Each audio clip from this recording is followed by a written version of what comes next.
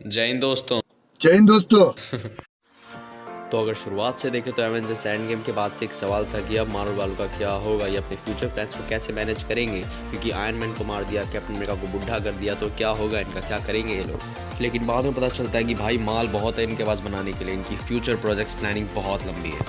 तो अगर हम कॉमिक्स के अकॉर्डिंग देखें तो आयरन मैन, कैप्टन अमेरिका और सभी कैरेक्टर्स इन्होंने जो कॉमिक्स में कांड किए उसका हमें 10% में नहीं दिखाया कुछ।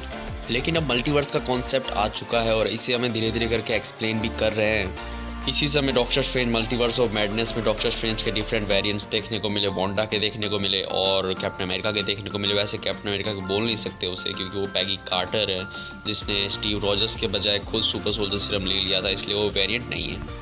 और स्पाइडरमैन नो वे होम में हमें स्पाइडरमैन के डिफरेंट वेरिएंट्स दोनों स्पाइडरमैन फिर से देखने को मिले।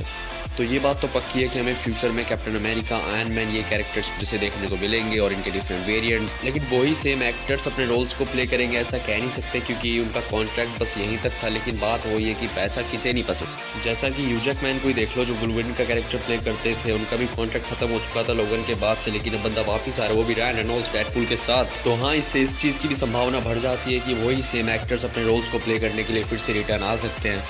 लेकिन बात यह है कि मार्वल वालों ने अपने न्यू प्रोजेक्ट्स पे काम तो शुरू कर दिया है और कर भी रहे हैं, लेकिन उसमें बहुत ज़्यादा गलतियां कर रहे हैं, फ्लॉज डाल रहे हैं जिनको नज़रअंदाज नहीं किया जा सकता। और ऐसा करने से शायद इनका तो ज़्यादा नुकसान नहीं हुआ, लेकिन ऑडियंस मार्वल फैंस की उम्मीदों पे बुरी तरीके से पानी फिर चुका है। जैसा कि शी हल्क को ही देख लो जिसका इतने लंबे समय से इंतजार था कि हमें शी हल्क के ऊपर एक पूरा शो देखने को मिलेगा, लेकिन हमें देखने को क्या मिला? खराब वीएफएक्स के साथ बकवास स्टोरी लाइन, बेफालतू के कैरेक्टर्स बढ़ना जिनका कुछ अता पता नहीं कहाँ से आ रहे हैं, क्या कर रहे हैं, क्या ये होने भी चाहिए, और सीरीज़ को इतना लंबा खींचना, 9 एपिसोड्स बना जिसकी कोई ज़रूरत नहीं थी, क्योंकि 5-6 एपिसोड देखते इंसान के आँख में से खून निकल जाएगी क्या देख लिया मैंने। और लास्ट एपिसोड में फोर्थ वॉल ब्रेक करके ये लोग इस चीज़ को खुद एक्सेप्ट भी करते हैं कि हाँ हमने बहुत बड़ी गलती कर दी, पिछले एपिसोड्स ख़राब कर दिए। अब ये पता नहीं कि इन्होंने जानबूझ के किया या फिर इनको आगे पता चल गया था कि हमने पिछले एपिसोड्स ख़राब कर दिए हैं, इसलिए लास्ट एपिसोड में हम फोर्थ वॉल ब्रेक का कॉन्सेप्ट ला के और कुछ अलग सा दिखा देंगे।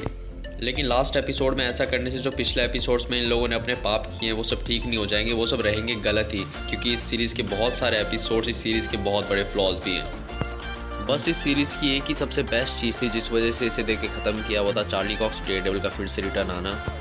लेकिन उसको भी कॉमिक एक्यूरेट बनाया जिससे वो थोड़ा फनी दिखता है। एक ऐसा सुपर हीरो कैरेक्टर जो फाइट के बीच में जोक्स क्रैक करता है, बहुत ही स्मूथली एक्शन करता है, बिल्डिंगों से कूद जाता है, जिस वजह से उसका एक रियलिस्टिक टच गायब हो जाता है। क्योंकि डेयरडेविल की सीरीज़ हमने देखी है, डेयरडेविल की जैसी इमेज है हमारे मन में एक सीरियस डार्क कैरेक्टर की जिसके एक्शन बहुत ज़्यादा रियल लगते हैं, लेकिन शी हल्क का डेयरडेविल थोड़ा सा डिफरेंट है जिसमें रियलिज्म नहीं दिखता, जिससे मुझे ज़्यादा फ़र्क पड़ता तो नहीं है क्योंकि देखने में तो कूल ही लग रहा था। लेकिन अब बात यह है कि डेयरडेविल की सीरीज़ भी आ रही है, डेयरडेविल रिबॉर्न, जो कि पूरी कॉमिक बेस्ड होने वाली है, वो भी 18 एपिसोड्स के साथ, और शायद उसमें भी हमें डेयरडेविल ऐसा ही देखने को मिले। तो वेट करते हैं कि क्या होगा, क्या करेंगे ये लोग। मैं तो बस होप करता हूँ कि जो करें अच्छा करें। तो मार्वल वालों ने थॉर लव एंड थंडर में भी बहुत गलतियाँ की हैं, लेकिन मूवी देखने से पहले एक होप थी क्योंकि जो डायरेक्टर मूवी बना रहा था उसमें थोड़ा भरोसा था। और जब ट्रेलर देखा तो लगा कि हाँ कुछ अच्छा देखने को मिलेगा, लेकिन जब मूवी देखी तो कुछ चीज़ों ने थोड़ा डिसअपॉइंट किया, जैसा कि थॉर और बाकी सब कैरेक्टर्स को इतना फनी दिखाना, हर बात के बाद जोक्स क्रैक करना, पूरी 80% फिल्मी कॉमेडी के ऊपर बना देना, जिससे जब सीरियस सीन्स आ रहे थे वो भी इतने सीरियस लग नहीं रहे थे, सीरियस फील हो ही नहीं रहे थे। और क्रिश्चियन बेल वाले गॉर विलन को एक ही मूवी में लाना, उसमें भी अच्छी तरह से ना दिखाना और लास्ट में मार देना, वो गॉर कॉमिक्स कैरेक्टर जिसने कॉमिक्स में गॉड्स की बैंड बजाई हुई थी उसको वेस्ट कर दिया।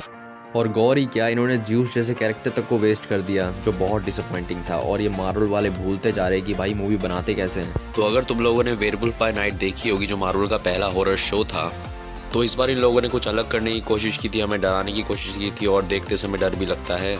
लेकिन पूरा 99% शो ब्लैक एंड वाइट में था, जिस वजह से जितने भी horror elements, brutality, blood scenes हमें सही ढंग से डिलीवर नहीं हो पाए।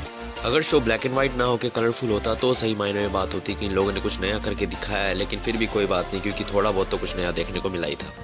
तो ये कुछ गलतियां हैं जो मार्वल वाले कर रहे हैं, लेकिन जब ब्लैक पैंथर वकांडा फॉरएवर देखी तो लगा कि हाँ अब ये लोग सुधरने लग रहे हैं, क्योंकि मूवी की स्टोरी लाइन, एक्शन, वीएफएक्स बहुत बढ़िया थे। और मूवी थोड़ी इमोशनल भी थी क्योंकि हर पल ब्लैक पैंथर चैडविक बूसमैन की कमी महसूस होती है, क्योंकि पूरी मूवी चैडविक बूसमैन के ट्रिब्यूट को जस्टिफाई करती है। और जिस तरह से चैडविक बूसमैन की डेथ को एक्सप्लेन किया है कि वकांडा के पास भी कैंसर का कोई इलाज नहीं है, और जिस तरह से शुरुआत में मार्वल स्टूडियोज़ का इंट्रो आता है तो पहली बार मार्वल स्टूडियोज़ के इंट्रो में सिर्फ चैडविक बूसमैन की क्लिप्स एंड फोटोज़ को दिखाया जाता है, वो भी साइलेंट वे ऑफ ट्रिब्यूट में। और लास्ट में एक मिड का सीन भी आता है जिसमें हमें टिचाला का बेटा दिखाया जाता है जो कि आगे चल के प्रोबेबली वकांडा का किंग और नया ब्लैक पैंथर बनेगा। और अभी एंटमैन एंड द वास्प क्वांटमिनिया भी आने वाली है, जिसमें हमें डिफरेंट रियलिटीज़, मल्टीवर्स, क्वांटमिनिया के बारे में और जानने समझने को मिलेगा।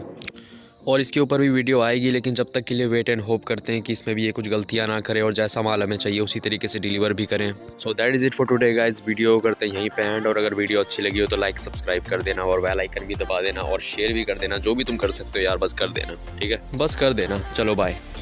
I got a bottle of Patron and some lights off. Two red devil looking eyeballs, and I finna turn up when the night